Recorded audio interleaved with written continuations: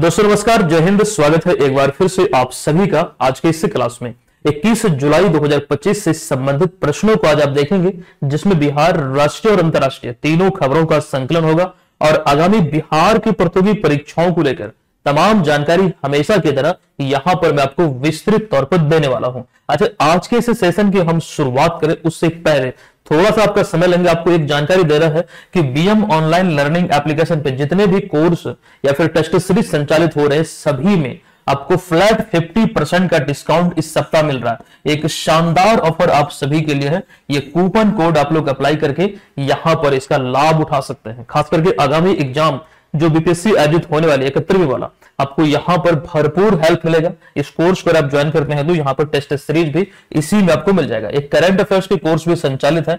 ये सभी कोर्स में ये कूपन कोड में यानी कूपन कोड के साथ अगर आप इसे अप्लाई करेंगे तो 50% का डिस्काउंट मिलेगा। चलिए पहले प्रश्न पे आते हैं, सेशन की शुरुआत करते हैं। पहला प्रश्न है कि महिला सहभागिता से विकसित बिहार की परिकल्पना, ये एक थीम है, ध्यान से देखिएगा। महिला सहभागिता से विकसित बिहार की परिकल्पना विषय यानी कि थीम पर आयोजित राज्य स्तरीय सम्मेलन का आयोजन किसके द्वारा अभी हाल ही में किया गया है? बहुत ही इंपॉर्टेंट प्रश्न है, ध्यान रखिएगा। राइट आंसर है, यह संयुक्त रूप से जीविका और भारतीय लोक प्रशासन संस्थान द्वारा किया गया, यानी कि Jeevika and Indian Institute of Public Administration, इसके द्वारा संयुक्त रूप से अभी हाल ही में ये आयोजन किया गया है। अब आइए यहां पर हम इनसे संबंधित तथ्यों को देखते हैं। 20 जुलाई 2025 को पटना सचिवालय के अधिवेशन भवन में ये आयोजन हुआ है और इसका थीम क्या है आप ध्यान रखेंगे, महिला सहभागिता से विकसित बिहार की परिकल्पना। इंपॉर्टेंट है। अच्छा, एक चीज और, यहां पर इसका उद्देश्य क्या है, किस उद्देश्य से भी हाल ही में ये आयोजित हुआ? तो बिहार में महिला भागीदारी, सशक्तिकरण और स्थानीय विकास के मुद्दों पर संवाद को बढ़ा देना। जो मूलतः आपको ध्यान रखना है, ये विकसित बिहार की प्रकार से परिकल्पना की गई है। इसी को लेकर यहां पर एक आयोजन के रूप में इसे आप देख सकते हैं। तो आयोजन किसके द्वारा हुआ है? ये ऑर्गेनाइज हुआ Indian Institute of Public administration और जीविका के द्वारा। अच्छा, जीविका की यहां पर चर्चा हुई है, एक इंपॉर्टेंट टॉपिक है। कई बार यहां से एग्जाम में प्रश्न हमें देखने को मिलता है। रिसेंटली कई सारी जानकारी जीविका को लेकर हमने आपको दिया है। कुछ घोषणाएं अभी हाल ही में कैबिनेट बैठक में हुई थी और एक जानकारी हमने ये भी आपको दिया था कि जीविका बैंक को लेकर, खास करके इसके गठन को लेकर बात कही गई है, घोषणा हुई है। और रिसेंटली पिछले ही साल 15 अगस्त 2024 को जो 78वां स्वतंत्रता दिवस मनाया गया था, वहां पर जो गांधी मैदान पटना में झांकी निकाली गई, जीविका को यहां पर दूसरा पुरस्कार मिला था। ये चीजें विस्तृत तौर पर हम आपको बतला चुके हैं। यहां पर ये चीजें हमने इसलिए शामिल किया है ताकि एक प्रकार से आपका रिवीजन हो जाए। अच्छा, जीविका इतना इंपॉर्टेंट टॉपिक है, आप यहां पर देखिए विभिन्न एग्जाम में जीविका से संबंधित जो प्रश्न पूछे गए हैं वो आपके बीच हमने रखा है। देखिए, जीविका परियोजना की जो शुरुआत हुई थी, ये कब हुई थी? 2006 में, और ये वर्ल्ड बैंक के सहयोग से अस्तित्व में आया था 2006-07 में। ये वित्तीय वर्ष में ये खास करके शुरू हुआ था। तो बीपीएससी प्रीलिम्स 2018 में ये पूछा हुआ प्रश्न है, जीविका किस प्रकार की योजना है? यहां पर ये प्रश्न है। तो जीविका आज जो खास करके है, ये ग्रामीण आजीविका संवर्धन योजना है। ये बिहार एसएससी इंटर लेवल वाला 2014 में पूछा गया था। नेक्स्ट है कि जीविका परियोजना का संचालन किस संस्था द्वारा किया जाता है? तो बिहार ग्रामीण आजीविका संवर्धन समिति द्वारा। ये बीपीएससी मुख्य परीक्षा 2015 में एक पॉइंट में आपको देखने को मिलेगा। अगला यहां पर यह प्रश्न है कि बिहार सरकार द्वारा संचालित जीविका योजना का मुख्य उद्देश्य क्या है? तो महिला सशक्तिकरण एवं स्वयं सहायता समूहों के माध्यम से गरीबी उन्मूलन यानी कि गरीबी को दूर करना, स्वरोजगार का यहां पे एक विकल्प तैयार करना। ये प्रश्न पूछा गया था बिहार शिक्षक पात्रता परीक्षा यानी कि बीटेट 2019 में। एक और प्रश्न है, जीविका योजना में किसके माध्यम से ग्रामीण महिलाएं जोड़ी जाती है? जो खास करके जीविका ग्रुप होती है, मतलब खास करके जो महिलाएं उसमें शामिल होती है स्वयं सहायता समूह के माध्यम से। ये बिहार एसएससी सीजीएल 2016 में पूछा हुआ प्रश्न है। अच्छा, यहां पे देखिए बात हो रही है बिहार की एक योजना को लेकर। इस तरह की तमाम जानकारी, केवल योजना ही नहीं, कैबिनेट घोषणा हो गया, प्रमुख खेल सम्मान उपलब्धियां हो गया, ये तमाम चीजें मतलब समग्र रूप से हमने आपको पिछले साल जो एक पीडीएफ दिया था जनवरी से खास करके दिसंबर तक का बिहार स्पेशल का, आपको मालूम होना चाहिए कि इस पीडीएफ से अभी रिसेंटली 70वीं बीपीएससी एग्जाम में सभी प्रश्न पूछे गए हैं। एक भी प्रश्न आपको, ये खास करके अगर हम देखें 2024 पूरे साल के, तो एक भी प्रश्न आपको बाहर देखने को नहीं मिलेगा। इसका प्रूफ भी हमने आपको दिया है। इसी का एक अगला वर्जन अभी हाल ही में लॉन्च हो चुका है जनवरी से जून 2025 का। अगर आप लोग इसे अभी तक डाउनलोड नहीं किए हैं, मैं सजेस्ट करूंगा कि इसे जरूर डाउनलोड कीजिएगा। हजारों रुपए इधर उधर खर्च करने के बजाय आप यहां पर एक नॉमिनल सा चार्ज पर आप इसको जरूर प्राप्त कीजिएगा। बेहतर हो जाएगी आपकी तैयारी और आपको ये फील होगा, जब इसे पढ़ेंगे आपको ये फील होगा, नहीं वाकई में कंटेंट बहुत अच्छा है।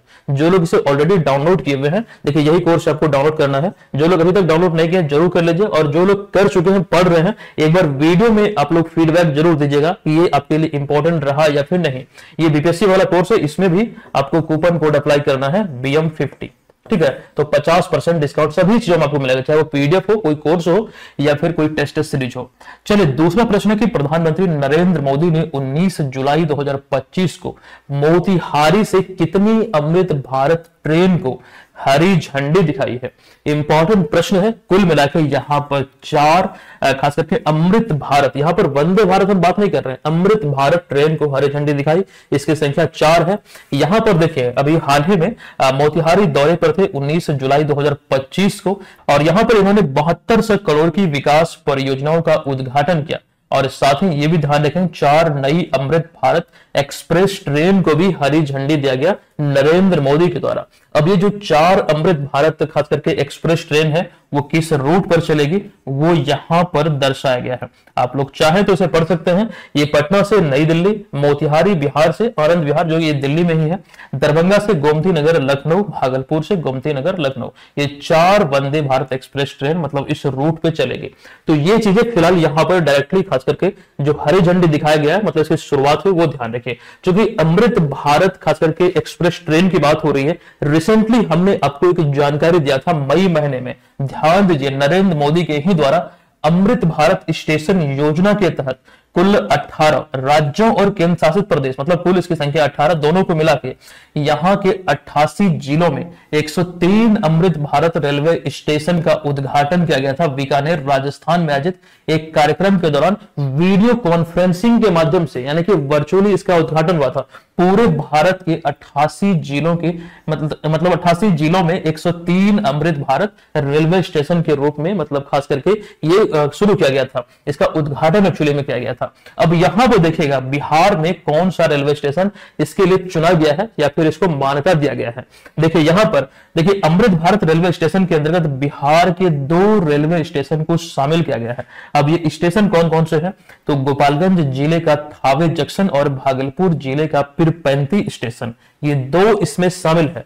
और बहुत इंपॉर्टेंट है, ध्यान रखिएगा। पिछले बार भी यहां पर रेलवे को लेकर एक प्रश्न एग्जाम में पूछा गया था। मैंने कई बार आपको बोला था कि एग्जाम में खास करके पूर्व मध्य रेलवे का जो मुख्यालय हाजीपुर है ये पूछा गया, रिपीटेड मोड में पूछा गया है। अब यहां पर आपको फंसाने के लिए आपसे पूछ लिया जाएगा कि इसका खास करके जो हेडक्वार्टर है वो बिहार के किस जिले में है। क्योंकि हाजीपुर तो कोई जिला नहीं है, बहुत सारे लोग इसका आंसर गलत किए होंगे, वो वैशाली होगा। हाजीपुर कोई जिला नहीं है, वैशाली जिला है। उसी प्रकार से सासाराम कोई जिला नहीं है, रोहतास जिला है। राजगीर कोई जिला नहीं है, नालंदा जिला है। उसी प्रकार से आरा कोई जिला नहीं है, भोजपुर जिला है। तो ये सारी चीजों को ध्यान आपको रखना पड़ेगा। ये छोटे छोटे पॉइंट अगर आप गलत करेंगे तो स्कोर बहुत नीचे जाएगा। ये तमाम बातों को यहां से ध्यान रखना है। तीसरा प्रश्न अति महत्वपूर्ण है। पाकिस्तान, अफगानिस्तान और डाइस यानी कि किस देश ने त्रिपक्षीय रेल परियोजना को लेकर एक महत्वपूर्ण समझौता किया है। यह तीसरा देश है यहां पर उज्बेकिस्तान, यानी कि विकल्प नंबर ए इस प्रश्न का राइट आंसर होगा। जो समझौता एक्चुअली हुआ तीनों देशों के मध्य, आप यहां पर जो रिसेंटली अभी एक तस्वीर आई थी इसके माध्यम से देख सकते हैं। 17 जुलाई 2025 को काबुल जो कि अफगानिस्तान में, यहीं पर उज्बेकिस्तान, अफगानिस्तान और पाकिस्तान के बीच एक त्रिपक्षीय रेलवे परियोजना पर समझौता हुआ। और ये इस तरह से आपको ध्यान रखना है, एक इंपॉर्टेंट प्रश्न है। अब यहां पर समझिएगा इस परियोजना को शॉर्ट में यूएपी रेलवे प्रोजेक्ट भी कहा जा रहा है, जिसका अर्थ क्या है तो यू से उज्बेकिस्तान, ए से अफगानिस्तान और पी से पाकिस्तान। ये मतलब कहकर संबोधित किया जाता है। अब यहाँ पर इसको समझिएगा, इसका रूट क्या होगा। देखिए यह रेलवे लाइन टर्मिज जो कि उज्बेकिस्तान में एक जगह यहां से होकर मजार शरीफ और लोंगर जो अफगानिस्तान में, ये होते हुए खारलाची पाकिस्तान तक जाएंगे। ये रेलवे रूट होगा इसका, जो खास करके तीनों देशों को कवर करेगा।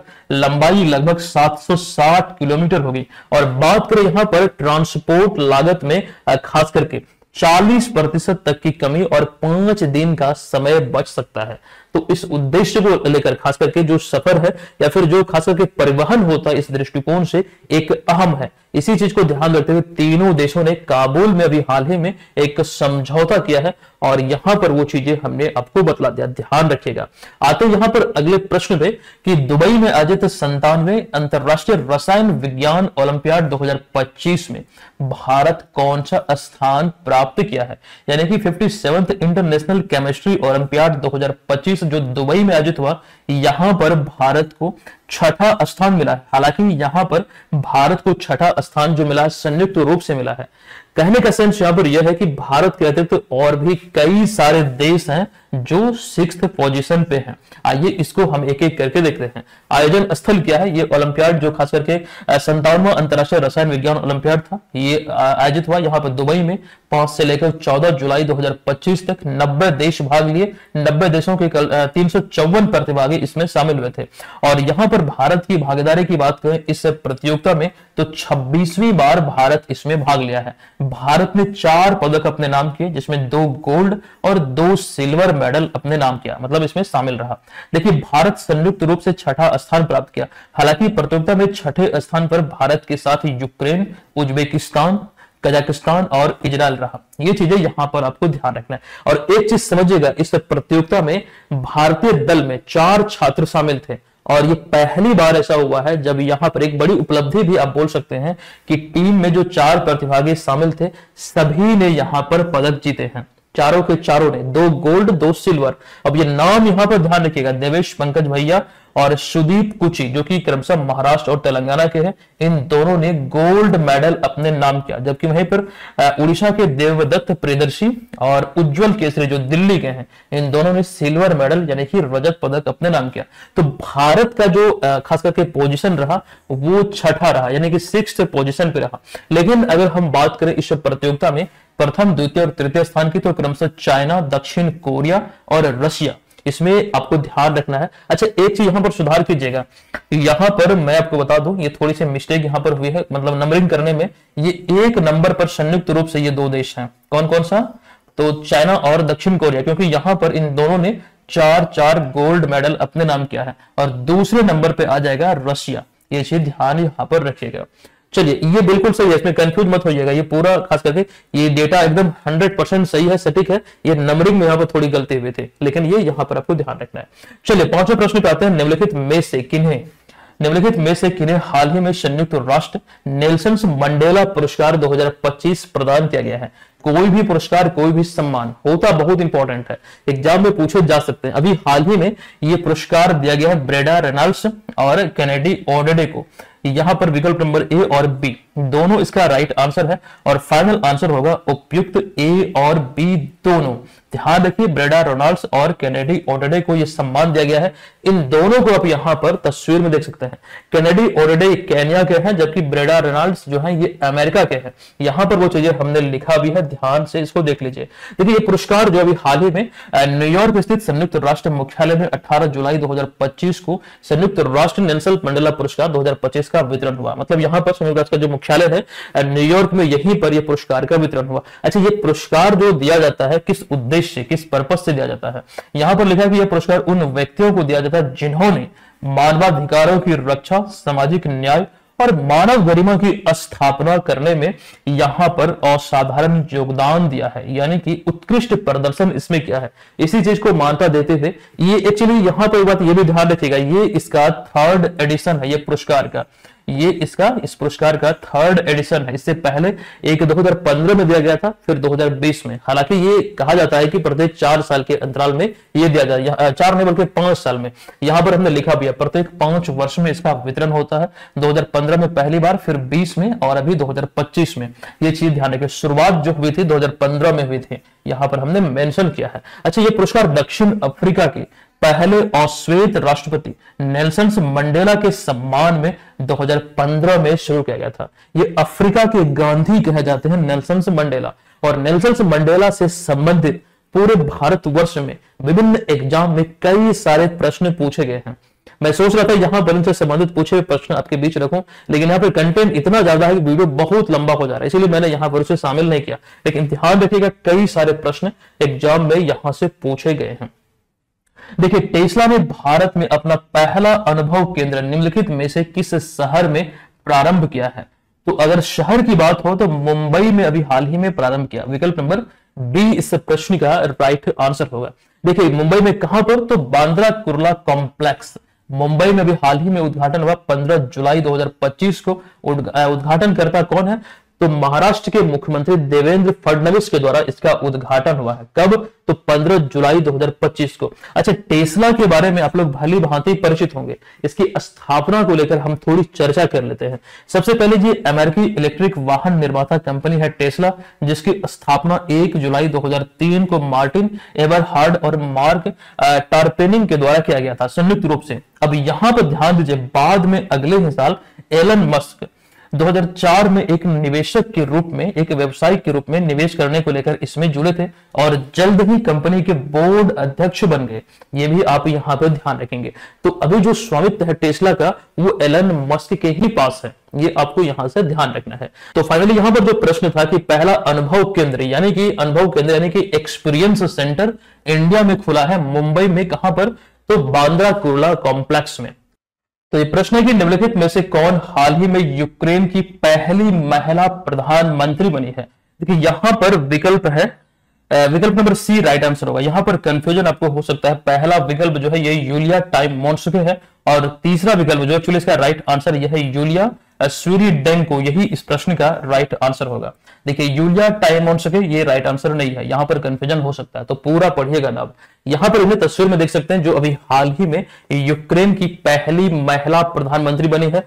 और यहां पर ध्यान रखिए, 17 जुलाई 2025 को ये यूक्रेन की पहली संवैधानिक महिला प्रधानमंत्री नियुक्त हुई और ये गौरव प्राप्त हुआ है। और ऐसे समय में जिनकी नियुक्ति हुई, जब आपको ध्यान रखना है यूक्रेन रशिया के साथ युद्ध का संकट मतलब उत्पन्न है, ये मतलब संकट से जूझ रहा है, ऐसी स्थिति में यहां पर इनकी नियुक्ति हुई है। इससे पहले वे यूक्रेन सरकार में उप प्रधानमंत्री और अर्थव्यवस्था मंत्री के रूप में सेवा दे चुकी है, कार्य कर चुकी है। और एक बात और यहां से जो पूछा जा सकता है, उन्होंने पूर्व प्रधानमंत्री डेनिस इस्माइल का स्थान लिया है। ये भी ध्यान रखें, इनसे पहले इस पद पर कौन थे? तो डेनिस इस्माइल। और ये जो बनी है, ये यूक्रेन की पहली महिला प्रधानमंत्री बनी है। ध्यान रखिए। चलते हैं अगले प्रश्न पे।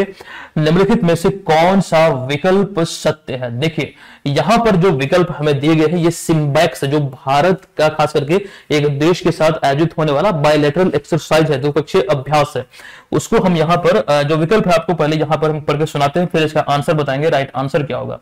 देखिए, सिम्बैक्स जो ये भारत और सिंगापुर की नौसेनाओं के बीच होने वाला या फिर आयोजित होने वाला एक वार्षिक द्विपक्षीय युद्धाभ्यास है। बिल्कुल, ये जो कथन यहां पर आप देख रहे हैं ये बिल्कुल सत्य है। विकल्प नंबर ए जो है ये करेक्ट है। फिर बी की बात करें तो इसकी शुरुआत 1993 में की गई थी, ये भी कथन यहां पर सत्य है। तीसरा कथन है कि इस वर्ष इसका 32वां संस्करण आयोजित किया जाएगा, ये भी यहां पर सत्य है। तो फाइनल आंसर है विकल्प नंबर डी, यानी कि उपरोक्त सभी विकल्प सत्य है। भारत और अन्य देश के बीच जो द्विपक्षीय एक्सरसाइज आयोजित होते हैं बहुत इंपॉर्टेंट होते हैं, इसकी सूची मैंने कई बार आपको बताया है। फिलहाल यहां पर सिम्बैक्स को लेकर ध्यान रखिए, 32वां संस्करण इसका जल्द जुलाई के अंत में आयोजित होने वाला, कुछ नई अपडेट यहां से निकल कर आएगी, तो वो चीजें हम पुनः से देखेंगे ताकि एक बार से फिर से आपका रिविजन हो जाए। तो प्रश्न है कि भारत का पहला एक्वाटेक पार्क किस राज्य में लॉन्च किया गया, शुरू किया गया या फिर उद्घाटन किया गया है? देखिए, राइट आंसर है असम में। विकल्प नंबर डी इस प्रश्न का करेक्ट आंसर यहां पर हो जाएगा।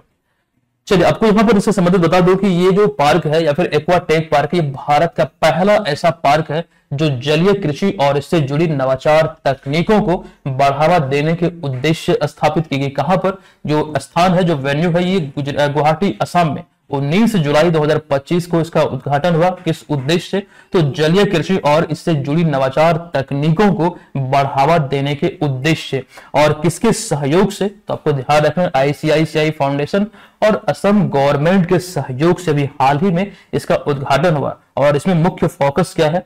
तो सस्टेनेबल एक्वा फार्मिंग को या बढ़ावा देना, ये इसका मूल उद्देश्य है। इसी को लेकर खास करके एक्वा फार्मिंग जो होती है इसको बढ़ावा देने को लेकर इसकी शुरुआत हुई है। और विशेषतः ये ध्यान रखिए, भारत का पहला एक्वाटेक पार्क है और यहाँ पर जलीय कृषि से जुड़ी हुई खास करके जो तकनीक होंगे उसको बढ़ावा दिया जाएगा। एक चीज समझिएगा, क्योंकि बात यहाँ पर कृषि की हो रही है, कल वाली क्लास में हमने ये डिस्कस किया था जो खास करके मुर्गी पालन है, और एक जानकारी मुर्गी पालन और कुछ और था, पशुपालन था शायद, पशुपालन और मुर्गी पालन को कृषि की दर्जा दिया है। ये भारत में इस तरह का पहली बार हुआ, महाराष्ट्र के द्वारा किया गया है। कल वाले क्लास को जरूर देखिएगा, बहुत सारे प्रश्नों को लेकर वहां पर जो इंपॉर्टेंट थे उसको जानकारी हमने आपको दिया था उसकी। तो ये प्रश्न है कि राष्ट्रीय भूस्थानिक व्यवसायी पुरस्कार 2025 अभी हाल ही में किसे प्रदान किया गया, यानी कि नेशनल जियोस्पैटियल प्रोफेशनल अवार्ड 2025 जो मिला है, ये किसे दिया गया है? राइट आंसर है विकल्प नंबर सी, यानी कि INCOIS। अब ये सवाल है कि इसका फुल फॉर्म क्या है या फिर ये क्या है, ये किससे संबंधित है? आप यहां पे देखिए, सबसे पहले तो यही इंपॉर्टेंट होगा, इसका पूरा नाम क्या है। अगर आप नहीं जानते हैं तो ध्यान रखिए, Indian national centre for ocean information services, यानी कि भारतीय राष्ट्रीय समुद्री सूचना सेवा केंद्र, इसको अभी हाल ही में राष्ट्रीय भू स्थानिक व्यवसायी पुरस्कार 2025 से सम्मानित किया गया है। यहां पर वही चीज दर्शाया गया है। और यह संस्थान समुद्री मौसम, सुनामी वार्निंग और खास करके फिशिंग एडवाइजरी सर्विस में अग्रणी भूमिका निभाता है। इसी में उत्कृष्ट कार्य को लेकर अभी हाल ही में ये पुरस्कार अभी दिया गया 2025 वाला। इसकी स्थापना अगर हम बात करें, यानी कि Indian national centre for ocean information services की, तो वर्ष 1999 में स्थापना हुई थी और इसका मुख्यालय जो है ये हैदराबाद तेलंगाना में है। फिलहाल यहाँ पर इस प्रश्न में इतनी ही जानकारी। हम चलते हैं अगले प्रश्न पे। अब यहाँ पर अगला प्रश्न है कि हाल ही में जारी हुरुन इंडिया टॉप 30 अंडर 30 सूची 2025 में शीर्ष पर कौन रहे हैं? देखिए, इसमें जो विकल्प आपको दिख रहा है इसका राइट आंसर है विकल्प नंबर बी, यानी कि केवल वाही इस प्रश्न का राइट आंसर यहां पर हो जाएगा। आपको बता दूं कि हुरुन इंडिया की ये रिपोर्ट है 30 अंडर 30, यानी कि 30 वर्ष से कम आयु के जो युवा उद्यमी है। एक्चुअली इसमें 79 युवा उद्यमियों को चुना गया है और आदित्य पालिचा और केवल वोहरा जो ग्रोसरी डिलीवरी स्टार्टअप जेप्टो, एक कंपनी है जेप्टो जो ग्रोसरी से संबंधित है, मतलब ग्रोसरी डिलीवरी खास करके जो मतलब डिलीवरी करता है, जो खास करके ग्रोसरी उत्पाद होते हैं। ठीक है, तो इसको लेकर ध्यान रखिएगा, ये कंपनी है जेप्टो, इसके संस्थापक जो खास करके इसके को फाउंडर है आदित्य पालिचा और केवल्य वोहरा, जिन्हें आप यहाँ पर एक्चुअली तस्वीर में आप देख रहे हैं। जेप्टो का नाम आपने जरूर सुना होगा। इन्हें अभी हाल ही में खास करके सम्मानित किया गया है, मतलब इसमें शामिल किया गया इस सूची में।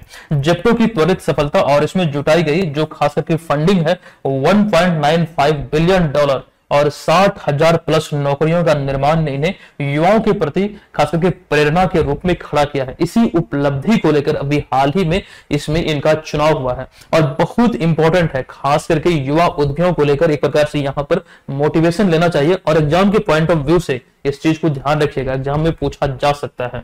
और ये इसको लेकर पहले भी हमने कई बार जानकारी दिया था। इस सूची में आई थिंक पिछले साल बिहार से भी एक नाम था, मैंने पढ़ाया हुआ इसके बारे में, मुझे ध्यान में थोड़ा थोड़ा आ रहा है, लेकिन इसको आप लोग रिवाइज करते रहिएगा। करंट अफेयर्स को कम से कम किसी भी एग्जाम को लेकर 12 नहीं, कम से कम 18 माह का पढ़ना आपको, तभी जाकर आपको सफलता मिलेगी। पिछले 1.5 साल का करंट अफेयर्स आपको पढ़ना चाहिए किसी भी एग्जाम की दृष्टिकोण से। चलिए 12वां नंबर प्रश्न है कि भारत की पहली शहर आधारित फ्रेंचाइजी गोल्फ लीग यानी कि इंडियन गोल्फ प्रीमियर लीग का ब्रांड एम्बेसडर सह मालिक कौन नियुक्त किया गया है? तो राइट आंसर होगा, तस्वीर में आप देख के समझ चुके हैं, विकल्प नंबर सी यानी कि युवराज सिंह इस प्रश्न का राइट आंसर यहां पर हो जाएगा। तो दोस्तों आज के इस क्लास में 12 महत्वपूर्ण प्रश्नों का संग्रह था जो बिहार, राष्ट्रीय और अंतर्राष्ट्रीय तीनों खबरों से जुड़ा हुआ था। ये आई होप कि आपको पसंद आया होगा। आज के इस क्लास का जो मैं आपको लाइक का टारगेट दे रहा हूं, ये आपको ध्यान रखना है। कल जो मैंने टारगेट दिया था 700 लाइक का, आप लोग तो उसे पूरा नहीं किए। आज मैं आपको उसका लगभग आधा, तकरीबन यहाँ पर 350 से मतलब थोड़ा ज्यादा, मैं 400 का टारगेट आपको दे रहा हूं। कम से कम आप लोग लाइक जरूर कीजिएगा। अगर आपको लगे कि यहां से आपकी हेल्प हो रही है तो प्लीज लाइक कीजिए, सब्सक्राइब कीजिए, दोस्तों सहपाठियों के बीच रिकमेंड जरूर कीजिए वीडियो को, ताकि अधिक से अधिक लोगों की यहां से हेल्प हो सके। और जो ऑफर के बारे में मैंने आपको जानकारी दिया था, ये तमाम चीजें जो यहां पर आप देख रहे हैं, इसे भी आप ले सकते हैं अलग से, जो पीडीएफ वाला सेक्शन है वहां पर, जो टेस्ट सीरीज लॉन्च हुई इस कोर्स में। हालांकि ये कोर्स में सिर्फ टेस्ट सीरीज नहीं है, ये तमाम जो मटेरियल देख रहे हैं आपको ये तमाम चीजें मिलेगा। करंट अफेयर्स का कोर्स इसमें इंक्लूडेड है। ये तमाम चीजें आपको ध्यान रखना है। ये आपको यहां पर कूपन कोड अप्लाई करना है BM50, और ये सभी कोर्स में फ्लैट 50% का आपको डिस्काउंट मिलेगा। और ये अब तक की सबसे बड़ी छूट है ये सभी कोर्स में, चाहे वो करंट अफेयर्स का ये वाला भी कोर्स है, इसमें भी ये चीज ध्यान रखें। अब यहां पर ये आज के इस क्लास का प्रश्न है, इसका आंसर आप सभी को कमेंट बॉक्स में बताना है। हम मिलते हैं आपसे नेक्स्ट क्लास में, तब तक के लिए धन्यवाद। जय हिंद।